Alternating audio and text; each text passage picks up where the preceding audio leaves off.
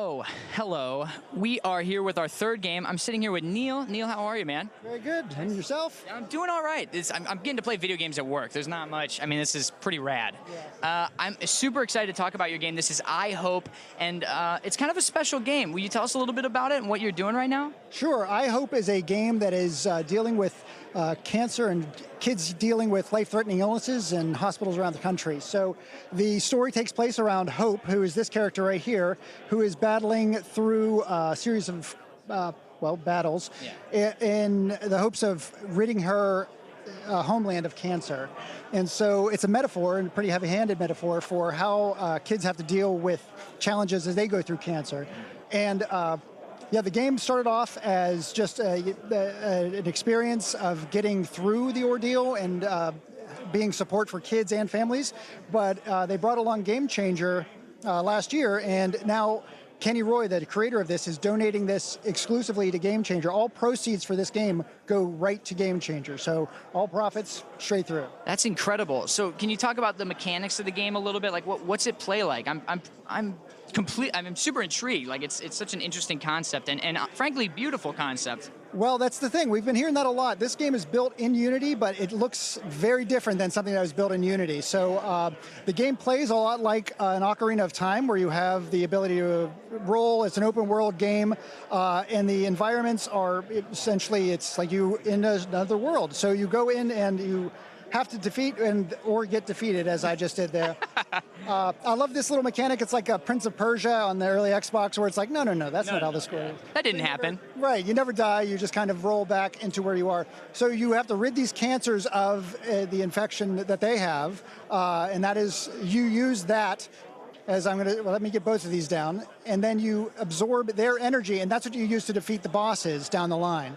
So you'll absorb and there you go, and they love you after that. You clear them of all the... That's so cute. There you go. And so you wind up doing that, and you collect different objects and different artifacts that you use to fight bosses, which I believe we'll bring one over here. There it is right there. There's the size of one of the bosses. Oh, that's sick. So that's just part of its tentacle, but it goes all the way around, and I'll see if we can get up there by the time this interview's over. But well, I was going to say, they don't beat around the bush. These enemies are cancer. Is that pretty much? And they are very harsh, and they're not like, they don't sugarcoat it. These bosses are difficult. There it is right there, and that's far off into the distance.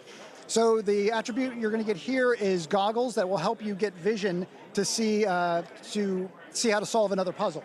And that will open up a door to a gateway to get you to the boss. So the game is progressive, and each of these elements that you get help you defeat that level boss. And eventually, I'm not going to spoil the ending, but of course you have to utilize all of the things you learned, and all of the struggles you went through will help you defeat the boss at the end. That's awesome. And I'm curious, have you talked to families that are dealing with cancer or anything like that? I'm curious what they think of all of this. So this is transformative. So I have worked in oncology for 8 years prior to joining Game Changer charity. So the families there are so appreciative of when people pay attention or doing things to help their children. And these games, when we go in there, we actually see an immediate impact. And right now we're trying to do quantitative data and analysis on how it helps with pain and management and therapy. But the families are absolutely, when you see what happens with the kids, you'll see the kids light up, and their parents are just so happy that we're bringing that to them. And again, it's just, we're bringing this to them because we've all been through this experience, everybody who's worked in this, and that's why we do it. Yeah, totally. We were researching this whole exhibit, this whole event, and I remember seeing I Hope on the list of games, and so I did my research, and I was just completely blown away by the point behind it all, and just the reason that this game exists. I hope more games do it, frankly. It's such a cool idea. And it's getting better, because I have seen mixed reality here, where they're bringing those into hospitals, and they're taking kids out, and patients, not just kids, but everybody who's in there for an extended period of time. It takes them out, it's an escape, and it's exactly what games are supposed to do. It helps bring people together, get them an escape from where they are, and bring them to whole new worlds, and that's what this does. So, asking you a few personal questions, have you been working with Game Changer for a while now? 3 years. So I left, there was a 3-month hiatus between Oncology Youth Connection and Game Changer Charity, and I'll tell you, those 3 months were a very long 3 months. Oh, really? Miss being able to help and this being able to be in there. Yeah. Because you see how much they need. So That's awesome, man. That's awesome. I want to see you kill this big guy. I'm working on it.